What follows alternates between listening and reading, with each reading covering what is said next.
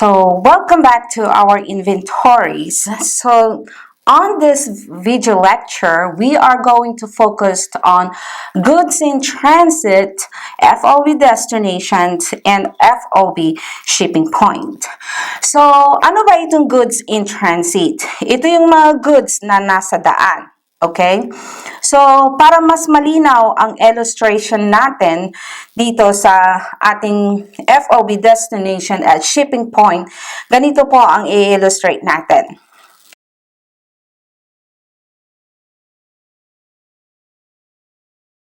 So, ganito po ang pag-illustrate natin para mas maintindihan natin ang tinatawag na FOB destination at FOB shipping point. So, seller and the buyer. So, sa seller, ang location niya ay shipping point. Now, ang location naman ni buyer ay destination. Alright? Si carrier naman, yan ang company na magtra-transport ng goods ni seller kay buyer. So, ito transport niya yan going to the buyer. The question is, who owns the goods in transit? Sino ang nagmamay-ari ng goods in transit? So, there are two agreements or two terms na pwedeng maging agreement between the seller and the buyer. And these agreements are called FOB destination at FOB shipping point. Alright?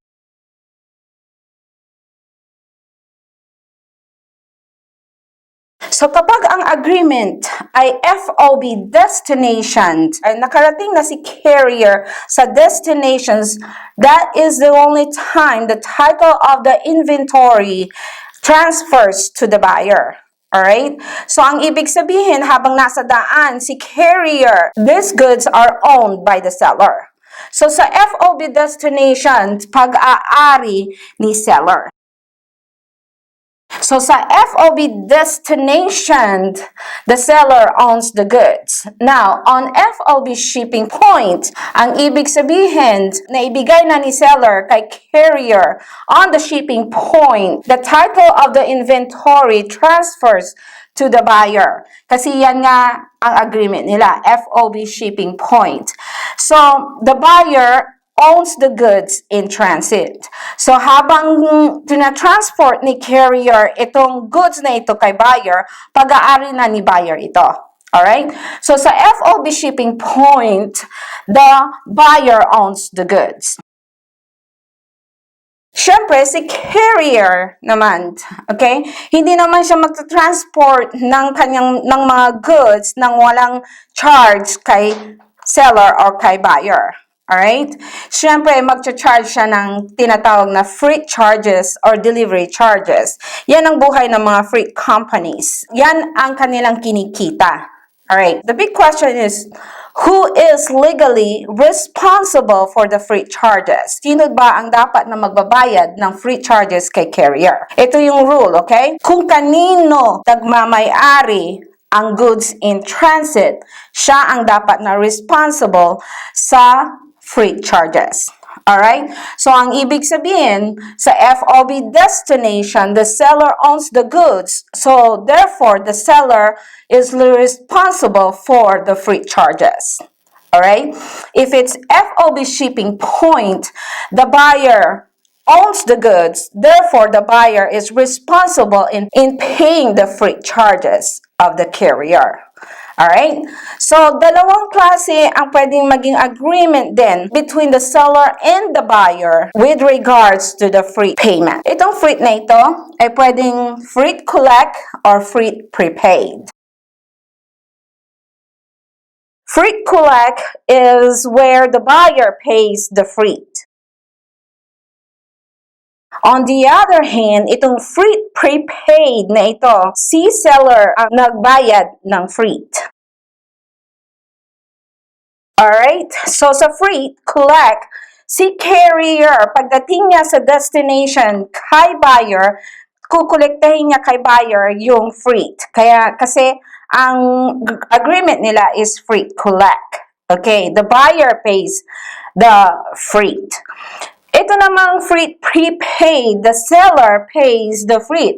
So, bago pa i-transport ni carrier ang mga goods kay buyer, si seller, binayaran na niya in advance si carrier. Alright? Kaya nga prepaid. Ang ibig sabihin, before na mag-transport si carrier, binayaran na siya ni seller. Alright? So, freight prepaid. The other big question here is, who is legally responsible for the freight charges? Okay?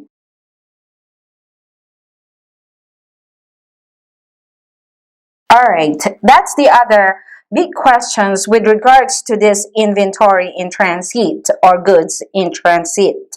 Who is legally responsible for the freight charges? So para ma-illustrate natin ito ng mas clear, ang FOB destination, i-combine natin yan sa freight, sa dalawang klase ng freight. Alright? So, ang mangyayari is, I will illustrate FOB destination, freight collect, FOB destination, freight prepaid, at ganun din sa FOB shipping point, freight collect, at saka FOB shipping point, freight prepaid. Okay? So, ganito po yan. Okay? Unahin muna natin ang agreement between the seller and the buyer, FOB destination, freight prepaid. Okay? So, the seller's location is the shipping point, while the buyer's location is the destination. Okay? Then, freight prepaid, ang ibig sabihin, si seller, binayaran na niya kaagad si carrier bago pa siya i-transport itong goods na ito kay buyer. Alright? So, freight prepaid. So, the question here is, who owns the goods in transit? Sa FOB destination, the seller owns the goods. So, the seller is now responsible for the freight. Freight prepaid, ang ibig sabihin, si seller, binayaran niya si carrier. Now, therefore, si buyer, babayaran niya si seller ng cost of the goods. Okay? So, meaning to say, si buyer, ang babayaran lang niya kay seller ay yung cost ng goods at wala nang iba. Okay? On the books of the seller, alright, this is how we record this transaction. So, sa books ni seller, ang kanyang entry is debit to accounts receivable. Kung magkano yung sisingilin niya kay buyer, yung cost ng goods na yon. Let's say, for example, ang cost ng goods na yon ay 1,000,000. Okay? So, we have debit to accounts receivable of 1,000,000 and credit to sales of 1,000,000. Now, i-record din natin yung binayaran niyang freight kay carrier, yung freight charges na yan. Now, the account that we are going to charge is what we call freight out. Kasi palabas yung inventory, sale ito. Okay? So, debit to freight out, which is selling expense on the part of the seller. Alright? So, debit to freight out and credit to cash. Let's say, for example, meron tayong freight charges na 15,000. So, we debit freight out. Alright, so yan ang magiging entry ni seller sa kanyang books. I-record niya yung sales niya at i-record din niya yung freight out na binayaran niya kay carrier. Okay? Kasi responsible siya sa freight charges ni carrier because this is FOB destination. Alright? Habang nasa daan ang carrier, dala-dala niya yung goods papunta kay buyer, alright? Pag-aari pa rin niya yung inventory na yon. Alright. Sa buyer naman, on the buyer's book, ang magiging entry ni buyer sa transaction na ito, on the buyer's book, it records debit to purchases and credit to accounts payable.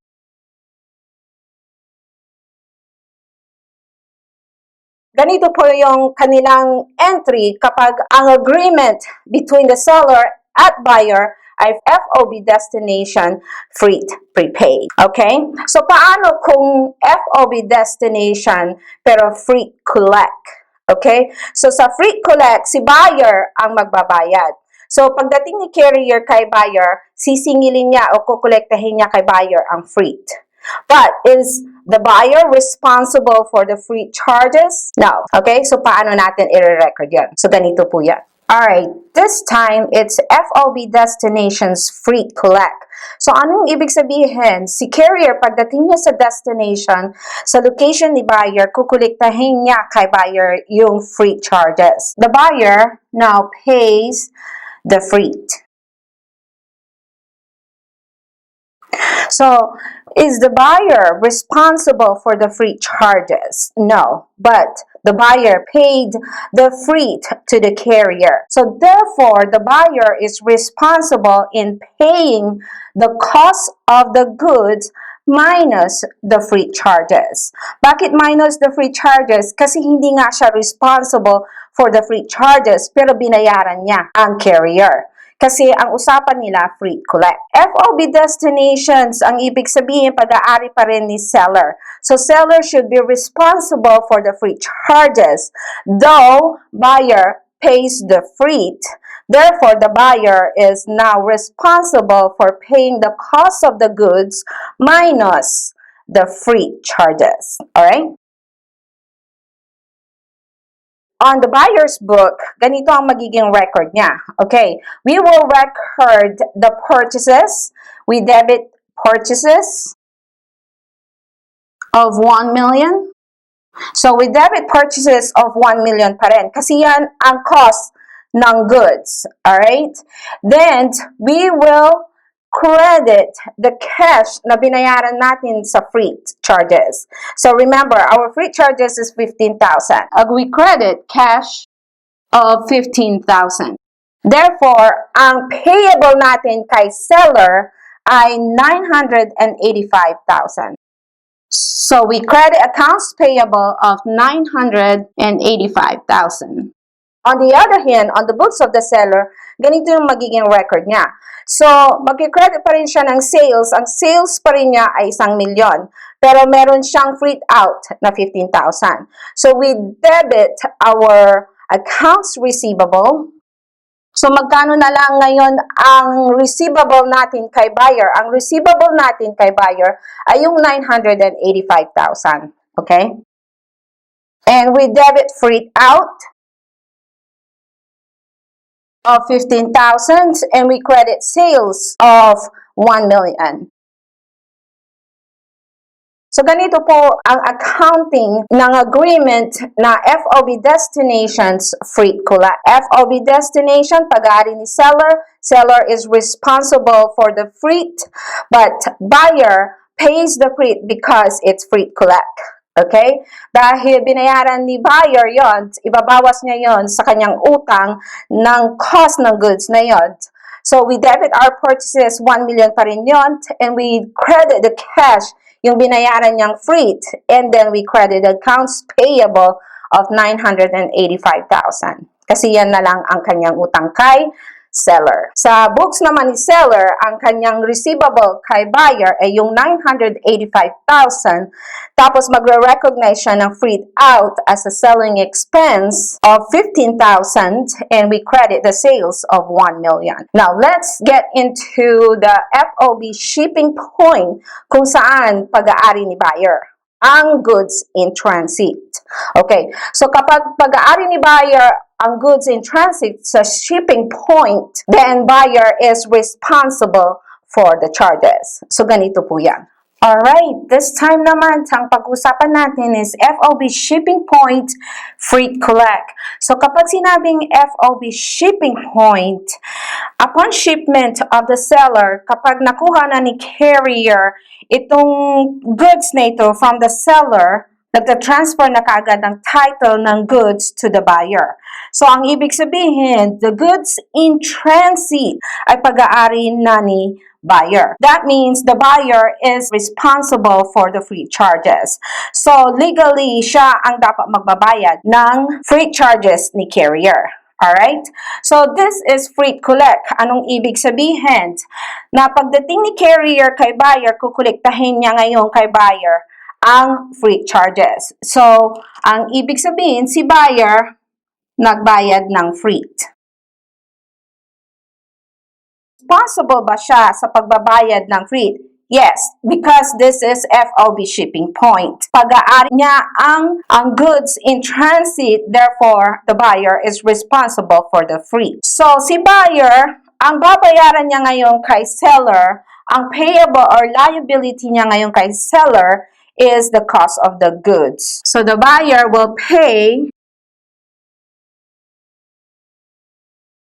Alright, so ang liability lang ni buyer kay seller ay yung cost ng goods. Alright, so on the buyer's book, our entry will be debit to the purchases of 1 million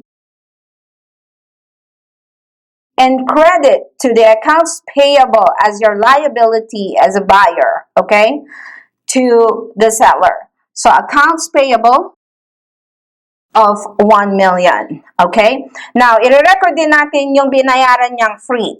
So, on the part of the buyer is responsible for the freight. And we will record that as a freight in. Okay? Freight in, bakit in? Kasi papasok yung inventory. Purchases ito. Okay? We debit freight in and we credit to cash of 15,000 na binayaran niyang freight.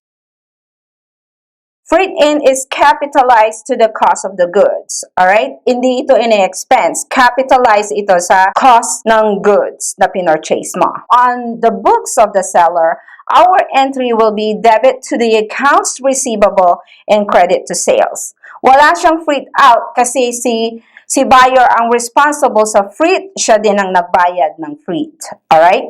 So we debit accounts receivable of 1 million and we credit the sales of 1 million. So, ganito po ang FOB shipping point and freight collect. FOB shipping point, upon shipment, the title of the good transfers to the buyer. So, the goods in transit owns by the buyer. Okay? So, therefore, the buyer is responsible for the freight charges of the carrier. Now, this is a freight collect. Ang ibig sabihin, si buyer, siya ang nagbayad kay carrier pagdating ni carrier. Alright? So, sa account, so books ni buyer, we debit purchases of 1 million and we credit the accounts payable of 1 million. Kasi yan ang babayaran niya kay seller. Then, we debit the freight in which is capitalized to the cost of the goods. Kasama yan sa cost ng goods. Then, we credit the cash of 15,000. The last agreement, FOB shipping point but freight prepaid. Anong ibig sabihin nun? Ganito po yan. FOB shipping point, freight prepaid naman tayo ngayon. So, FOB shipping point, si buyer pa rin ang nagmamay-ari ng goods in transit na yun. Okay? Dahil shipping point, ang ibig sabihin, upon shipment ni seller, yung title ng goods na yun ay nag-transfer na kay buyer. Okay? So, habang nasa daan si carrier, pag-aari ni buyer.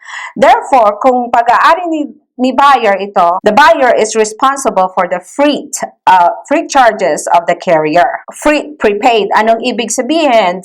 Si seller, binayaran niya si carrier. Binayaran niya in advance bago pa ito umalis papunta kay buyer. Alright?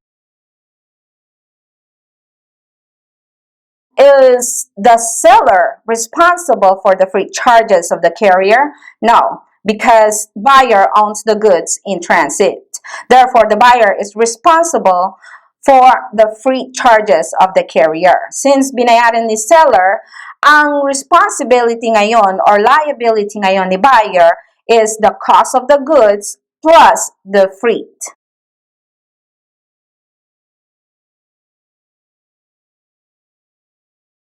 So, the buyer is responsible in paying the cost of the goods plus the freight. Alright? Binayaran kasi ni seller yon. Kaya, babayaran mo din si seller dun sa freight. On the books of the seller, we are going to debit accounts receivable on the cost of the goods plus the freight. Alright? Debit to accounts receivable of 1,015,000 because the cost of the goods is 1 million and the freight that you paid as a seller is 15,000.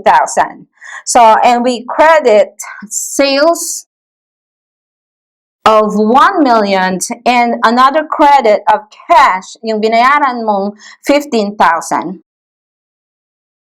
Alright? So yan ang magiging entry ni seller sa transactions na ito.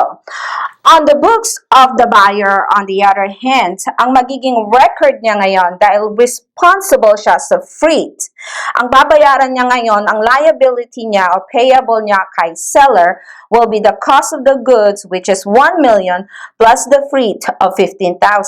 So, ang accounts payable natin sa books ni buyer ay magiging 1,015,000. Alright? So, we debit our purchases of 1 million and we debit the freight in. Remember, this is a purchases, so it's freight in. Alright? Freight in is capitalized to the cost of the goods. Alright? Ina-add natin yan sa amount ng purchases. So, we debit freight in. And then we credit the accounts payable or yung liability natin kay seller na 1,015,000. So, yan po ang accounting ng FOB Shipping Point Freight Prepaid. Now, let's see our summary. Alright, so let's take a look at our summary kung anong pinag-usapan natin about FOB Destination and FOB Shipping Point. Alright, so dito sa FOB Destinations, ang seller ang nagmamay-ari ng goods in transit. So, the seller owns the goods in transit on FOB Destinations because the title of the goods transfers to the buyer kapag si carrier na doon na sa destination, doon sa location ni buyer. So, habang nasa daan si carrier, pag-aari ni seller pa yon. Alright? So, FOB Destinations, the seller owns the goods in transit. Alright? On the other hand, sa FOB Shipping Point, sa shipping point pa lang, sa location ni seller, okay? Kapag nakuha na ni carrier yung mga goods, nag-transfer na ang title ng inventories na yon kay buyer. So, sa shipping point pa lang, pag-aari na ni buyer yon. Alright?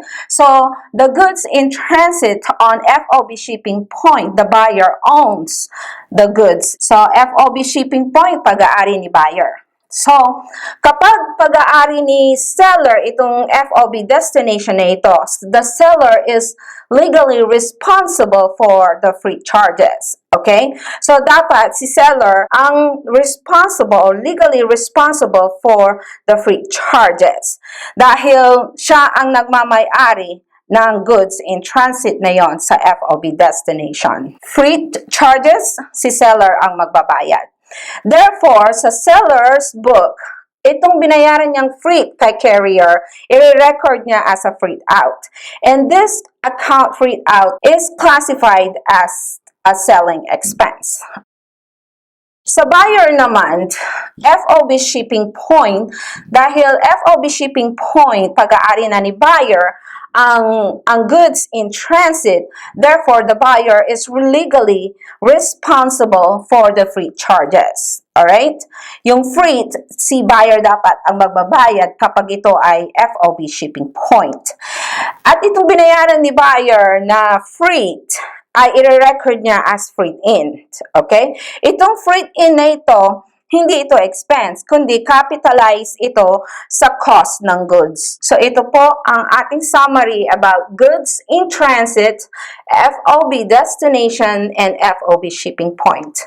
I hope it helped in your lectures. Our next video lecture will be consignment. So, I will see you there.